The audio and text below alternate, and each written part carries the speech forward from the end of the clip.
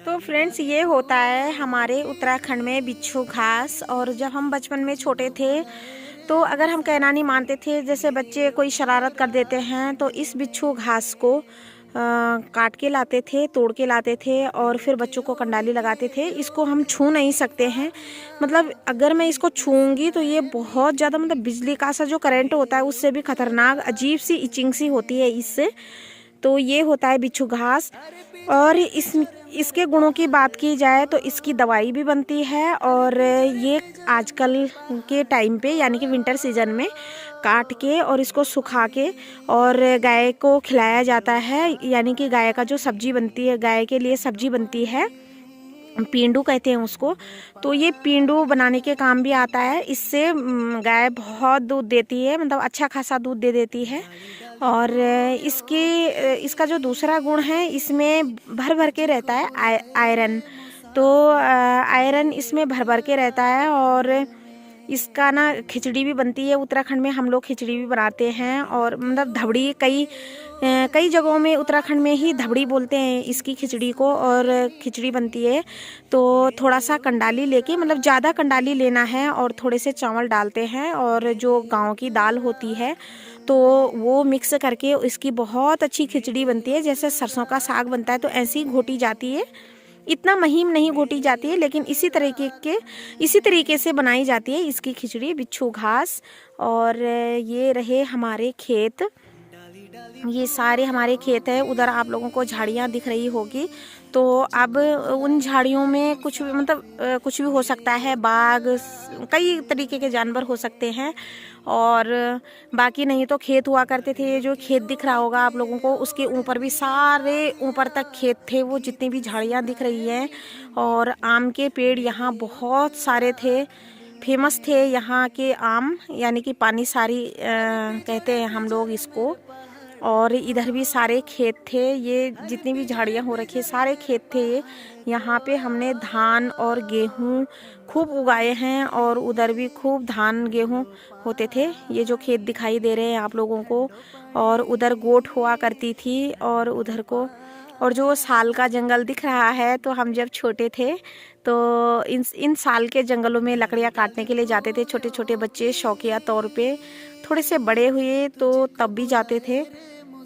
और जो ये आप लोगों को रास्ता दिख रहा होगा, तो ये रास्ता कई गांवों को जाता है, ये ऊपर तक। और यही हमारी 9th से लेके और 12th तक की पढ़ाई हुई है। ऊपर गांव में स्कूल है, बहुत सुंदर गांव है द्वारी गांव। तो इस रास्ते जाते थे हम। और अब मैं आप लोगों को छन्नी दिखाती हूँ, यानी कि गौशाला। और इस गौशाला को बने हुए कम से कम 60-65 साल तो हो ही गए होंगे। हाँ, 70-80 के करीब हो गए होंगे इस गौशाला को।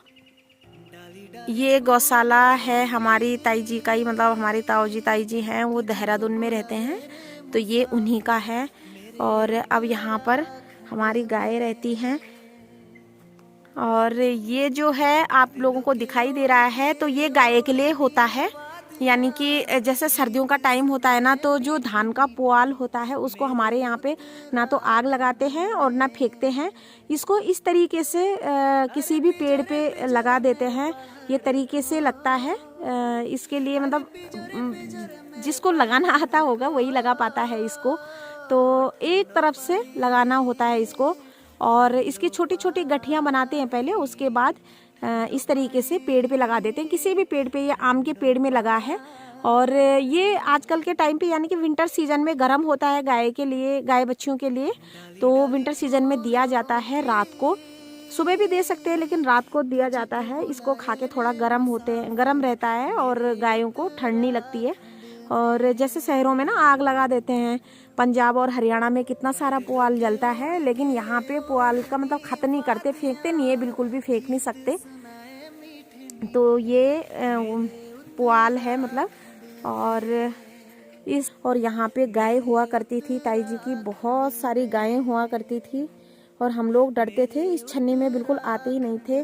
और ये है जो वो हमारा नरसिंह देवता का मंदिर है, यानी कि कुल देवता का मंदिर है हमारे।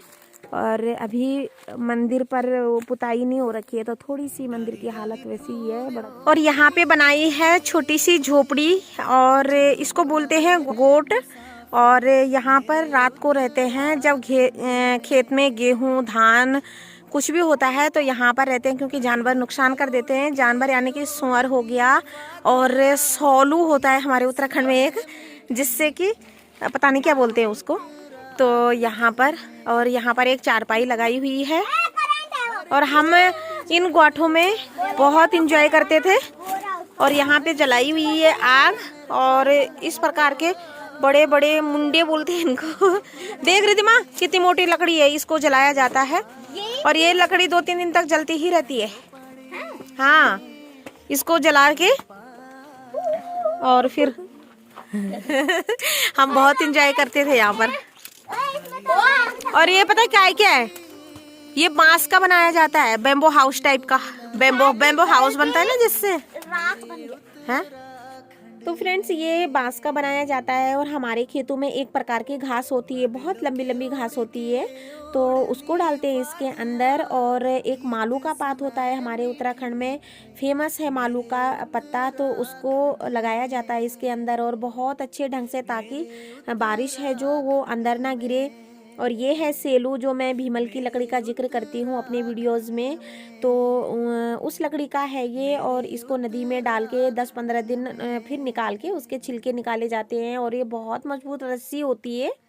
तो इसकी जो रस्सी है वो चारपाई छन्ने के काम भी आती है, यानी कि चारपाई की जो रस्सियाँ होती है, पहाड़ी चारपाई देखी होगी आप लोगों ने, उसके काम भी आती है ये। और बहुत सारी चीज़ें इससे बनती है, मोटी मोटी रस्सियाँ बनती है इससे बुन के, जिनको बुनना आता है वो बहुत सारी रस्सियाँ बनाती हैं। और यहाँ पर है हल और ये जू है जो दोनों बैलों के कंधों में रखा जाता है। तो ये वाली रस्सी है वो जो भीमल की लकड़ी की रस्सी बनती है। तो ये देखिए ये भी भीमल की लकड़ी की रस्सी है। और ये आप लोगों को सबको पता है कि यहाँ पे ये हल है और ये दोनों बैलों के कंधों में रखा जाता है, इसको जू बोलते हैं हमारे यहाँ पर। और इस तरीके के गोट बनाई जाती है खेतों के किनारे, जिनके खेत होते हैं। तो अब तो पलायन हो चुका है पूरे उत्तराखंड से, लेकिन हमारे यहाँ पर ऐसे ही बनाए जाते थे। और घर के 1-2 मेंबर गोट में जाते थे रात को, और ध्यान रखना पड़ता है कि कोई जानवर ना घुस जाए खेत में। तो यहाँ पे थाली और कंटर भी रखा हुआ है जानवर को भगाने के लिए। जैसे ही कुछ आभास होता था तो ये थाली और कनस्तर बजाया जाता है, फिर वो भाग जाते हैं। तो हम छोटे में ना बहुत इंजॉय करते थे और जाते थे गोट में दिन में और बजाते थे ये कंटर और बड़ा खुश होते थे। तो यही है गांव का जीवन। और बच्चे भी बड़ा खुश हो रखे हैं और नई नई चीज़ों को देख के उनका मन बड़ा खुश हो रखा है, क्योंकि वो पहली बार इन चीज़ों को देख रहे हैं और समझ रहे हैं। वैसे समझाना चाहिए, अपनी संस्कृति से जुड़ी हुई, अपनी सभ्यता से जुड़ी हुई हर चीज़ को बच्चों को ज़रूर समझाना चाहिए, ताकि उनको पता लगे कि हाँ हमारे बड़े बुजुर्ग और जो पहले ज़माने के लोग थे वो कैसे रहा करते थे। हैं कई खंड लगा रहा हूँ गुण बांधरू हूँ फिर लेटर का धार एक दिन वहाँ पे फेंक दिया, ऐसे चला दिया ऐसे, मतलब कोई जिम्मेदारी नहीं, बस ऐसे फेंक दिया बस। काका मार सुंगर मार दे हैं। आता क्या कर रहे हैं सुंगरा को? मेरे पैर पे लड़ाई कलन बाबा तल्याना कर है, लड़ाई हुआ था कलन बिलाना कर। राघव ढंग से फोटो खिंचा, ऐसे शेर लग रहा है तो ऐसे तेरे वो बिल्कुल शेर ही लग रहा है बेटा, बिल्ली लग रहा है बिल्ली। वैसे 2 कान हो रखे ऊपर को खड़े और